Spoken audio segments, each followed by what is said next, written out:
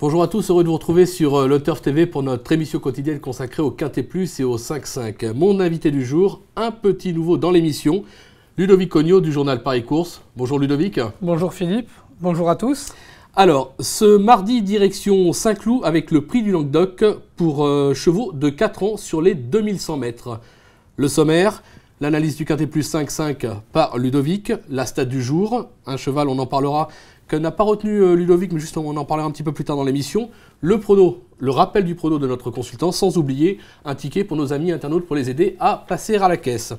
Alors, Ludovic, d'entrée de jeu, vous êtes appuyé sur le numéro 4, Veneziano. Alors c'est un ancien Wildenstein, un peu malheureux derrière sur un autre parcours. On le rachète, c'est la confiance?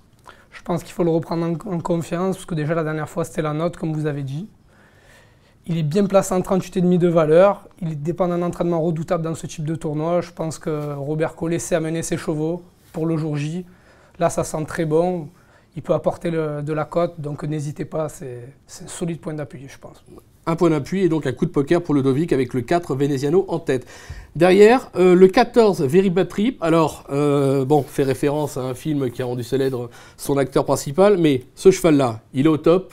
Maintenant, est-ce que le terrain lourd, ça ne vous dérange pas? Le terrain est annoncé lourd, donc... Non, il est en condition avancée après avoir très bien figuré cet hiver à Cagnes. Il est associé à un jockey en forme, Stéphane Pasquier, qui vient de gagner le Quintet de l'ONG à Fontainebleau. Il fait toutes ses courses, donc je pense qu'il fait partie aussi des priorités de cette épreuve. Donc à prendre en base aussi. On le prend en confiance, deux bases solides, le 4, le 14. Derrière, un cheval aussi qui semble incontournable, le numéro 8, Bunok. Je ne sais pas si je l'ai bien prononcé, vous m'excuserez. Ça reste sur 3 succès sur le sable. C'est bien aussi sur le gazon, c'est incontournable. On pourrait même dire des 3, c'est pratiquement le plus incontournable des 3, non? Je pense que c'est un cheval qui a vraiment de la marge. Il a pris 3,5 kg pour son succès du 9 janvier dernier. Mais je pense qu'il peut confirmer, il vaut même mieux qu'un gros handicap. Je pense que son entraîneur, c'est ce qu'il fait avec ça, avec ce cheval. Donc pareil, il fait partie des priorités de la course. Il a déjà bien fait sur ce type de tracé, en terrain souple, il va partout. Donc pareil, c'est un amour de cheval qu'il faut prendre en base dans vos jeux. Pareil, avec les 3 premiers, Veneziano et Very Bad Trip. Donc on l'aura compris, là c'est un passage. Vous pensez même que ça peut valoir listed, voire un petit groupe 3, pourquoi pas par la suite? Je pense que déjà son entourage, après cette épreuve, pourra viser au moins le listed. Après groupe, à voir quand même. On verra. D'accord. Derrière, alors le numéro 2 Temple Bar, il s'est classé 3e sur ce tracé en septembre dernier, 59 kg. C'est du poids quand même, ça vous inquiète pas? La dernière fois, il finit 7e d'un Quintet à Cagnes, sans être ridicule. C'était sur le sable. Là, il retrouve le gazon. Il a déjà très bien couru en terrain collant. Thierry Tuliez est en forme, donc pourquoi pas. Donc j'ai tenté de le mettre assez haut. C'est un pari intéressant, mais je pense qu'il va étonner. Il va étonner, surtout qu'il a tiré un bon numéro dans les stalles, le 7, donc on le suit en confiance. Alors derrière le 6, Asagaya, alors c'est, on va dire, la femme Parias plus ou moins. Plaisante à 3 ans, maintenant, elle effectue une rentrée. Elle peut manquer d'une course donc. Effectivement, mais bon, tous les cas, comme vous le savez, les Carlos Lafont Parias sont tous au top de leur forme. Et en plus, Asagaya a déjà devancé un certain Bunuk que j'adore. Donc, pour moi, elle fait partie aussi des priorités. Voilà. Après, est-ce qu'elle va manquer d'un parcours ou pas? Si elle manque d'un parcours, ce sera la prochaine fois. Sinon, si elle est prête, comme tous les Carlos Lafont Parias, elle aussi peut étonner et à belle cote. Donc, on l'aura compris, encore un coup de poker, mais on s'en méfie. Alors, avant de vous redonner la parole pour le numéro 9, Anawa, la stat du jour, puisque ce prix du Languedoc réussit plutôt bien à Didier Prodhomme. En effet, un de ses élèves figurait à l'arrivée du tiercé des 2 dernières éditions. Cette année, l'homme présente au départ le top weight Magic Rio. Vous ne l'avez pas retenu, on y reviendra tout à l'heure. Donc on s'en méfie quand même, l'As Magic Rio. Donc on parlait du numéro 9, Anawa. C'est un cheval irrégulier qui rentre. Maintenant c'est l'entraînement Freddy Head, c'est sérieux. Là aussi on peut s'attendre à une très bonne course pour sa rentrée. Il a déjà fait l'arrivée à Saint-Cloud. Il aime le terrain profond. Les Freddy sont en train de revenir aussi à leur bon niveau. Je pense que si le présente dans un gros handicap, ce n'est pas sans ambition. Donc pareil, il ne faut surtout pas le négliger. On s'en méfie et on le garde. Derrière, le numéro 13, Grand Beau, il vient de se classer 2e d'un Quintet Plus à Cagnes. Bien engagé, là aussi c'est la méfiance.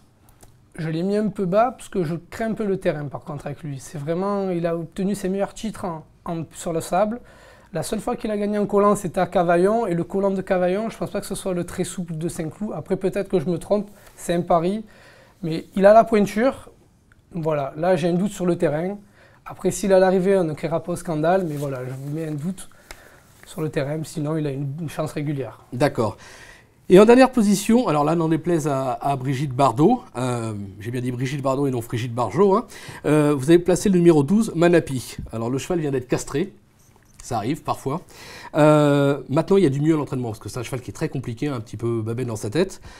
Bon, apparemment, Carlos Lénard dit que depuis qu'il a été castré, le cheval vole à l'entraînement, donc c'est pour ça que vous l'avez retenu même en bas de tableau. Il y a plusieurs raisons. Déjà, pour en revenir au stats, il a fait une fois l'arrivée d'un quintet, c'était exactement sur cette piste.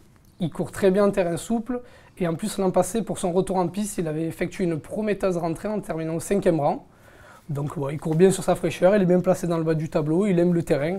Donc voilà, bon outsider. Bon outsider, on le retient. Ludovic, je pense qu'il est temps de faire un petit rappel de votre pronostic, s'il vous plaît, pour nos amis.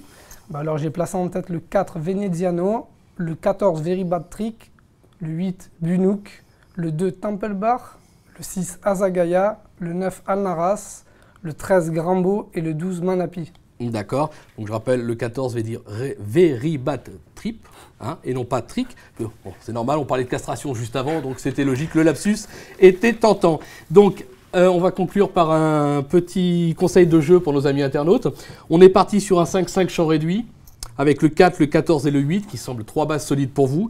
Derrière, le 2, le 6, le 9, le 12, le 13. Pas de castration. On rajoute l'As, c'est les chiffres.